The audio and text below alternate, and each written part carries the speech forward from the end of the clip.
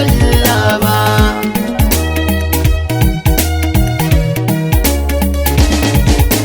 Labari na zan ba ku yanda na tsinci kai na silar so akan wata da ne can salsala na kasa fita mata kalmar so.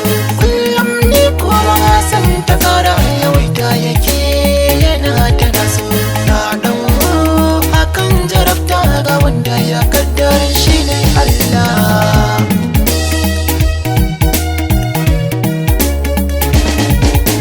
Yanda jini yake kai da kawowa a cikin jikin ɗan adam, haka so shi ma yake hidu sassan jikin ɗan adam. Soyayyar wacce nake so ta kama ni da bukar gam, ni ba ta tsammani na haiba da wata ne a Abdullah.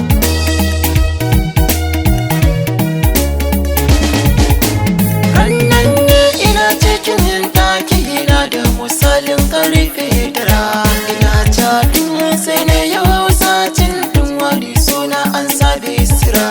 Sai na yi sallama har yaban da na ji da kinan sai na tura.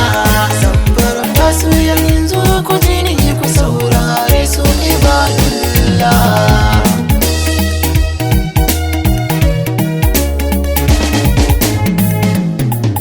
Assalam, gaskiya daga jin mai wannan sunan Bisira ta haɗa komai irin na kina halitta, sannan kuma fara tas har ma tana sheki tamkar ɗawai su ma'abocin ado da tsafta.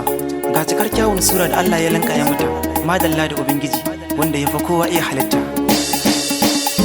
Ina ta jiran ta yi yawan rafula idan ni na kagara, da ya karamar waya ta a hannu ai talce ina ta yin jira.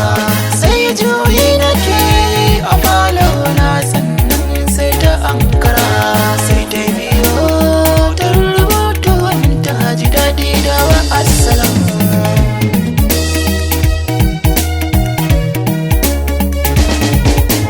Daga sannan ne muka saba da turin da nan bar wayarta, na kira agumin sai ta amsa min da ta tausar muryarta.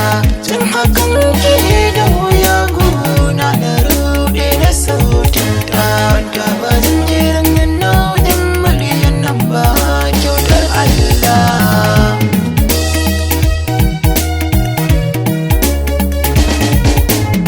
Sai na samu abokiyar fira ba dare da rana, har muka shaku sosai da juna ba mai raba mu sai bacci na. Mun ta faɗan sunanta Asma'u ne Husna, yanzu saninta nake yi tsoro ya hana ni magana. Shawarar yanda zan yi ko zan samu sauƙi a raina.